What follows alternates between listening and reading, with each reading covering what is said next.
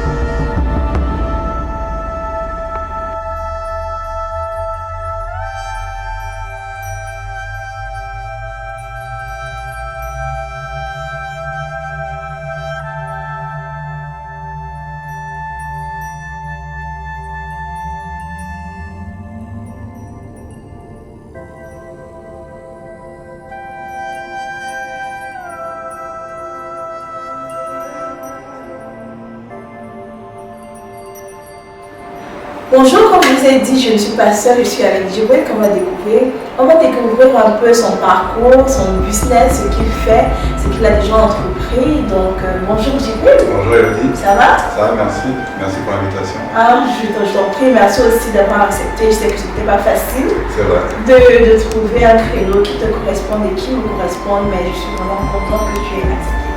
Ça me fait plaisir à partager. Ok. Donc, comme je disais au début de la vidéo, je t'ai trouvé comme ça sur Internet et j'ai trouvé ce que tu fais plutôt captivant et ambitieux. Et donc, j'ai voulu en savoir un peu plus sur toi, sur ton business. Pourquoi est-ce que tu as décidé de le faire? Pour que tu inspires aussi ma communauté de boss, parce qu'on s'appelle les boss. Pour que tu inspires aussi ma communauté de boss et pour que les personnes voient au travers de toi que c'est possible. Donc, qui est Djibril? D'où est-ce qu'il est? D'où est-ce qu'il sort? Dis-nous tout. Alors, moi je me présente, je m'appelle Djibril, j'ai 33 ans, jeune papa d'une petite fille. Je suis sénégalais d'origine, j'ai vécu en France, puis maintenant je me suis installé en Suisse il y a maintenant 10 ans. Après pendant 13 ans, j'étais pas retourné au Sénégal. En 2018, j'y suis retourné avec un œil neuf, j'avais grandi, un esprit mature. Et puis j'ai vu pendant mes vacances toutes les opportunités et possibilités qu'il y avait à faire sur place au Sénégal, mais en Afrique en général. On est un peu en retard et puis j'ai créé ce projet Bogo Home pour avoir un impact social principalement auprès de mes confrères au Sénégal. Tu as d'abord fait beaucoup d'années dans la diaspora et tu as fait 13 ans sans rentrer au Sénégal. Exactement. Et c'est quand tu es rentré au Sénégal que tu as vu des opportunités que tu pouvais transformer en business. Exactement. Et ça fait combien d'années que tu as le business en question? Alors, le business, donc Bogo Home, qui est une marque de décoration ethnique, sociale et responsable, existe depuis 2 ans. Mais avant ça, pendant 2 ans, j'avais lancé une marque de textile où je collaborais directement avec des couturiers sur place pour mettre en valeur leur savoir-faire. Ah oui. En fait, donc ta valeur ajoutée, c'est de collaborer avec des couturiers du Sénégal, parce que tu es du Sénégal, et de pouvoir exporter ce qu'ils font à l'étranger. Exactement. Et c'est quoi en fait la nouvelle plus-value de Bogo Home? Parce que tu as parlé des textiles avec lesquels tu as commencé, et maintenant c'est plus dans la décoration et tout. Et je vais rappeler que nous sommes dans le showroom de Bogo Home. Donc c'est quoi la nouvelle direction qu'a prise Bogo Home? Le textile, je dois avouer, faut aimer s'habiller, faut aimer la mode, c'est quelque chose qui change très rapidement. Et moi, c'est pas quelque chose qui me ressemblait forcément. Donc, j'ai préféré me tourner vers la décoration où là, pour moi, j'avais un réel impact beaucoup plus important sur un grand nombre d'artisans au Sénégal qui ont un savoir-faire, donc principalement la vannerie, au Cameroun, par exemple avec les jugeades qui sont juste derrière nous. Et puis à travers Boko Room, je mets en valeur leur artisanat africain, je mets en valeur l'artisan qui est derrière, parce que je suis en collaboration directe avec lui. Et ensemble, on design et on confectionne des produits. Donc en Afrique, on a déjà un art qui est déjà prédéfini, mais qui méritait d'être mis en valeur. Dans un deuxième temps, j'ai designé par exemple une gamme pour enfants avec des couffins, des paniers allongés. Oui, on va mettre des photos pour que vous puissiez voir un peu parce que j'étais sur le site et honnêtement, la gamme pour les enfants est juste magnifique. Donc c'est toi qui les design. Exactement, ça c'est moi qui l'ai designé en collaborant directement avec les artisans sur place. On a échangé pendant 3 mois, on a fait des tests avant d'avoir un prototype prêt pour la naissance de ma fille.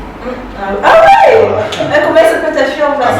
Amaya. Donc Amaya était la première cliente de Boko Room pour les enfants. Et ce que je voudrais savoir, est-ce que tu as la formation pour pouvoir designer ou c'est juste une passion que tu as décidé de mettre en valeur comme ça? Alors, je dois avouer que je n'ai pas de formation dans le design, je n'ai pas de formation dans la décoration d'intérieur.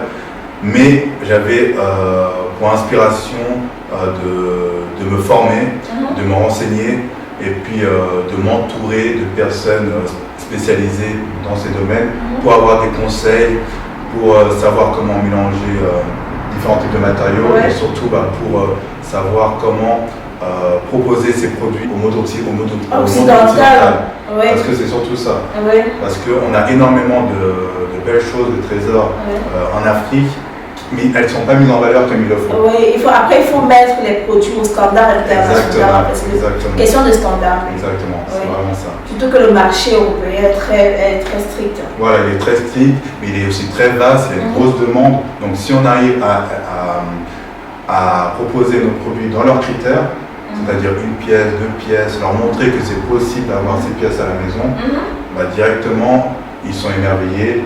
Ils disent ah mais j'ai jamais pensé que je pouvais avoir ça chez moi et puis c'est quelque chose qui après se propage assez rapidement parce que les gens ils parlent, ils disent ah j'ai vu ce produit là-bas, c'est vraiment intéressant, c'est encore plus solide que si j'achetais chez Ikea, il y a un artisan derrière, il y a un impact social. Un impact social surtout. En parlant de justement de penser à comment est-ce que ça aurait pu se présenter différemment, je pense à ces chouchouettes.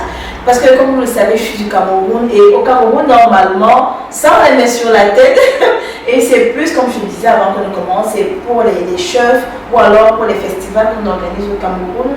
Et pendant ces festivals-là, justement, les chefs, les danseurs traditionnels portent ça et font des prestations, des danses et tout ça. Comment est-ce que le public suisse accueille ces chouchouettes? Parce que je sais qu'il y a beaucoup de personnes qui sont très touchés, concernés par la cause des animaux, dans quelles conditions est-ce qu'ils ont été tués, dans quelles conditions est-ce que les plumes, parce que c'est fait de plumes, dans quelles conditions est-ce que les plumes ont été collectées et tout, comment est-ce qu'ils réagissent face à des produits comme ceux-ci? Alors, je dois dire que le jugeade est la création qui attise le plus d'engouement. C'est-à-dire que quand je fais des foires, des marchés, des salons autour de la décoration, j'ai l'habitude de mettre 3, 4, 5 jugeates sur un mur et puis directement les passants le voient et waouh, c'est magnifique, c'est beau, ça vient d'où? Donc on raconte l'histoire, ils adorent parce qu'ils voient qu'il y a une utilité derrière, c'est-à-dire que c'est un chapeau de plume pour les chefs de tribu. Mais une fois que j'en fais toucher, je leur montre le travail qui a été effectué et que je leur parle plus dans le détail comme quoi ce sont des plumes de poule qui sont utilisées, il y a parfois peut-être à 30-40% des réticences, des appréhensions où il y a cette cause animalière, comment les plumes ont été retirées, comment ça s'est fait. Et puis derrière, ils sont un peu plus réticents. Mais voilà. Mais c'est très beau, présenté comme ça. Voilà, et je vais être honnête, c'est la première fois que je vois ça sur un mur. Et moi, ça m'inspire de l'avoir à la maison parce que je n'ai pas de problème avec je n'ai pas de problème avec les plumes, mais c'est très beau. Justement, le jugeade vient du Cameroun et toi, tu es du Sénégal. Comment est-ce que le Sénégal et le Cameroun se mettent ensemble pour faire le business? Je suppose que tu as des partenaires. Et comment tu les as rencontrés? Est-ce que tu étais au Cameroun? Alors non, donc au Sénégal de base, j'ai une équipe qui est sur place, qui s'occupe de la logistique, du contrôle de qualité, et puis de la relation avec nos différents artisans. Et puis, lors de mes différents voyages au Sénégal, j'ai rencontré un Camerounais qui vivait là-bas et qui proposait ces très beaux produits. Donc on a commencé à collaborer ensemble avec quelques pièces.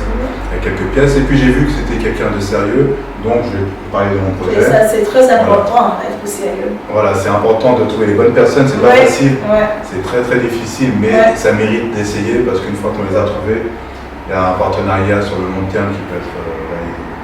Donc on s'est rencontrés et puis au fur et à mesure, lui il retournait au Cameroun, il me proposait des produits, et puis vu que c'était un produit artisanal qui avait aussi un impact parce que c'est fait à la main, il y a des artisans derrière, donc ça rentrait dans ma philosophie, dans mes valeurs.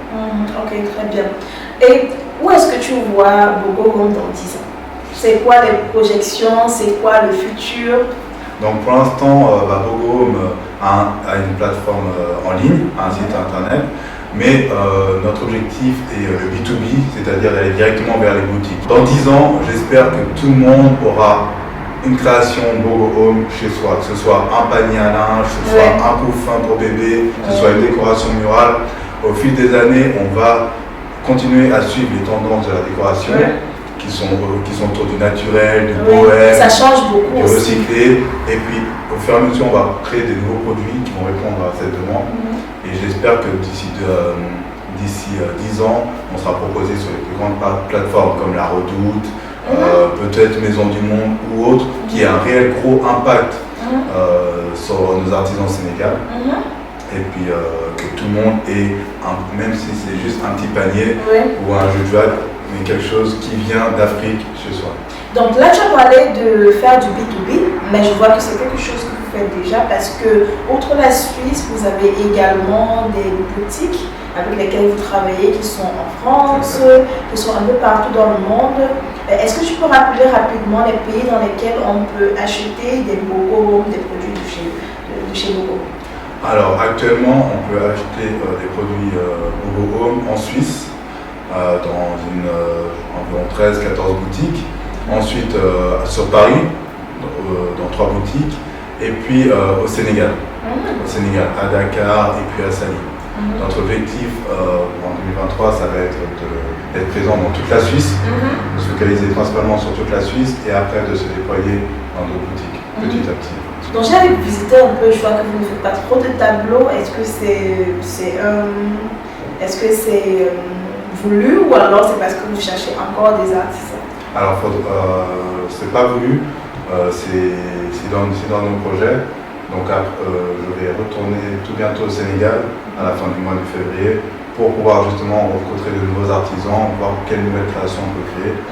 Parce que ce qu'il y a d'important aussi, c'est que vu qu'on collabore avec des boutiques, c'est d'avoir des grosses quantités.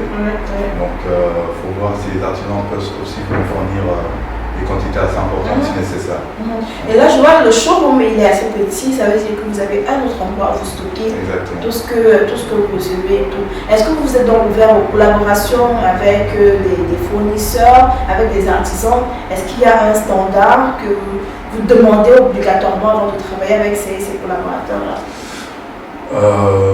Il n'y a pas forcément de standard très précis, si ce n'est être en Afrique, qu'il y ait cet impact derrière social, parce que c'est vraiment l'aspect humain qui nous intéresse derrière. Et puis après, on est ouvert à des collaborations, à des co-créations de produits, donc avec plaisir. Est-ce que tu as déjà été au Cameroun? Pas encore. Ah bah tu devrais. C'était prévu, mais voilà, ça s'est pas fait pour l'instant. En tout cas, on t'attend au Cameroun. On est très accueillants, comme les Sénégalais d'ailleurs. J'ai beaucoup d'amis du Sénégal. Comment on dit merci en Wolof? Je sais pas, tu parles Djerejef. Djerejef, c'est merci. Djerejef, oui. Merci également de nous avoir écoutés jusqu'à la fin. Je vous invite à visiter son site internet, à faire des commandes, à soutenir le Made in Africa parce que oui, on peut faire de belles choses, on peut faire des choses bien. Dites-vous vous l'approuvez.